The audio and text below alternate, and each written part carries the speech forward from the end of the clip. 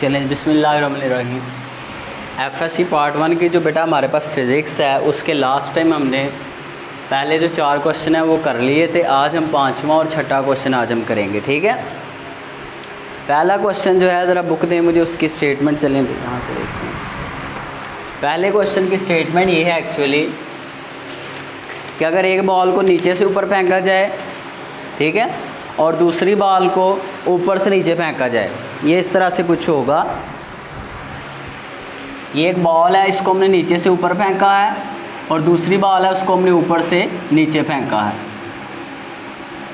ये बॉल जाएगी और घूम के फिर नीचे आएगी, ठीक है। तो दोबारा यहाँ नीचे आके फिर उसी सिमत में ये भी टकराएगी। जैसे ये आगे इधर टकराएगी उतना ही ये भी इधर आके वैसे ही टकराएगी। तो कह रहा है कि बताएं कि दोनों की वेलोसिटीज़ क्या होंगी। और दूसरा ये है कि दोनों को डिफरेंट टाइम में ऊपर नीचे फेंका गया है। एक को फॉर एग्ज़ाम्पल अभी फेंका गया है और दूसरी को 1 मिनट बाद या चले 5 सेकंड बाद फेंका गया है, ठीक है। तो एक को नीचे से ऊपर फेंका गया है और दूसरी को टावर के ऊपर ये बंदा बैठा हुआ है, वहाँ बैठ के ये कर रहा है, दूसरी को उसने वैसे ही नीचे फेंक दिया। कह रहा है बताएं कि जब ये आपकी बॉल्स जो हैं ग्राउंड के साथ आगे टकराएंगी तब इनकी वेलोसिटीज़ कितनी होगी। और दूसरी बात उसने ये कही है कि इस केस में आपने एयर रेजिस्टेंस को निगलेक्ट कर देना है। जो हवा की तरफ से फ्रिक्शन होती है आपने समझना है कि हवा यहाँ पे मौजूद नहीं है। तो बेटा क्या है, ये बॉल जाएगी ऊपर को जाएगी, बल्कि नीचे आएगी, और ये भी ऊपर से होकर नीचे आएगी। जब ये नीचे बेटा आके टकराएंगी तो उस केस में दोनों की वेलोसिटी सेम होगी। वेलोसिटीज़ दोनों की क्या होंगी, सेम, ठीक है। हाँ ये हो सकता है पहले टकराया आगे और ये बाद में आके टकराया। और दूसरी ये भी मैंने बाद में इसमें लिखी है कि जब ये यहाँ पे थी तब इसकी जो इनिशियल वेलोसिटी थी vi, जिससे आपने इसको नीचे फेंका है, ये बॉल जब यहाँ पे पहुँचेगी तो इसकी जितनी वेलोसिटी बनेगी, इस दोनों की हाइट इस साइड के ऊपर दोनों की वेलोसिटी जो है वो सेम होगी। यहाँ पे भी सेम होंगी साइड के ऊपर भी, और जब ये नीचे आके ग्राउंड के साथ स्ट्राइक करेंगी तब भी इनकी वेलोसिटीज़ क्या होंगी बेटा, सेम होंगी, ठीक है। हाँ दोनों डिफरेंट टाइम के ऊपर आके नीचे स्ट्राइक करेंगी, ये बात है। आगे हमारे पास है क्वेश्चन नंबर 3.6। कह रहा है कि वो केस बताएं कि जिस केस में आपका ए और जो v है ये दोनों एक दूसरे के पैरेलल हों, एक्सेलरेशन और जो वेलोसिटी है किसी बॉडी की, वो केस बताएं जिसमें ये दोनों एक दूसरे के पैरेलल होते हैं। बेटा याद रखना, आपने 9th में शायद ये पढ़ा था आपने कि जब किसी बॉडी की वेलोसिटी इंक्रीज़ होती है तो एक्सेलरेशन भी उसी डायरेक्शन में होती है। जब वेलोसिटी बढ़ती है तो एक्सेलरेशन और वेलोसिटी दोनों एक ही डायरेक्शन में होते हैं, ठीक है। So when the velocity of a car या of a body increases then acceleration and velocity are in same direction. जब दो चीज़ें एक डायरेक्शन में होती हैं तो हम कहते हैं ये एक दूसरे के पैरेलल हैं। क्या है, एक दूसरे के पैरेलल हैं, ठीक है, यही है ना केस। अब एंटी पैरेलल का क्या मतलब है, एक इधर को है एक इधर को, ऑपोजिट है, ठीक है, दोनों की एक डायरेक्शन या अपोजिट डायरेक्शन है।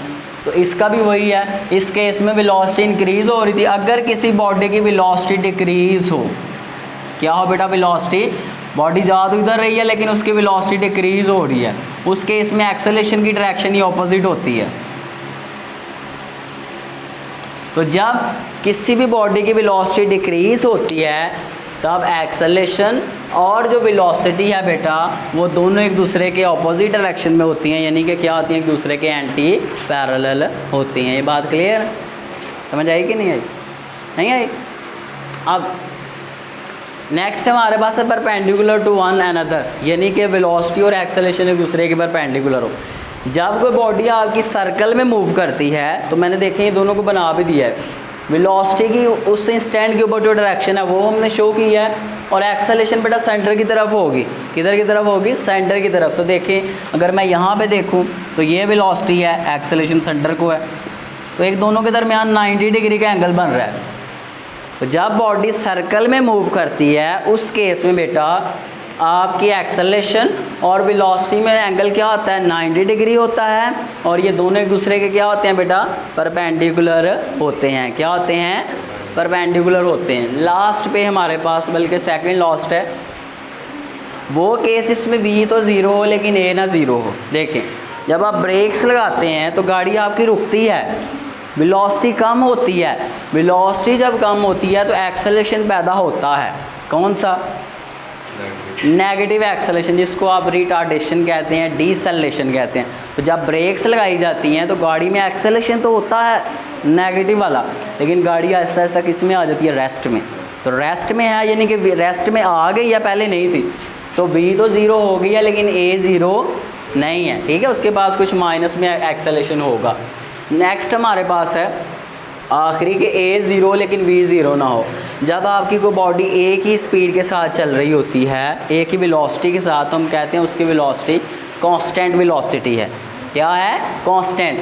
जब कोई बॉडी बेटा कांस्टेंट वेलोसिटी से मूव करती है, उसके पास वेलोसिटी तो होती है, वेलोसिटी तो उसके पास है, कांस्टेंट से मूव कर रही है, लेकिन जब कांस्टेंट वेलोसिटी से बॉडी मूव करे उसमें एक्सेलरेशन नहीं होता। क्यों? क्योंकि एक्सेलरेशन चीज़ ही ये है कि जब वेलोसिटी चेंज हो तब एक्सेलरेशन पैदा होता है। तो कांस्टेंट का मतलब है वेलोसिटी चेंज नहीं हो रही, वैसे ही चलता जा रहा है एक ही वेलोसिटी के साथ। तो जब वेलोसिटी चेंज नहीं होगी, कांस्टेंट वेलोसिटी है, तो उस केस में एक्सेलरेशन पैदा नहीं होगा और एक्सेलरेशन ज़ीरो होगा। तो ये कल के लिए बेटा आपका काम है, ठीक है। अगर कहीं से कोई प्रॉब्लम हो तो आप पूछ सकते हैं। काम थोड़ा ज़्यादा हो गया, आपने घबराना नहीं है, अब आप बड़े हो गए बेटा, इतना कोई ज़्यादा है नहीं। अगर समझ आ गया तो फिर इसी, अपना ख्याल रखें बेटा, खुश रहें, अल्लाह हाफिज़।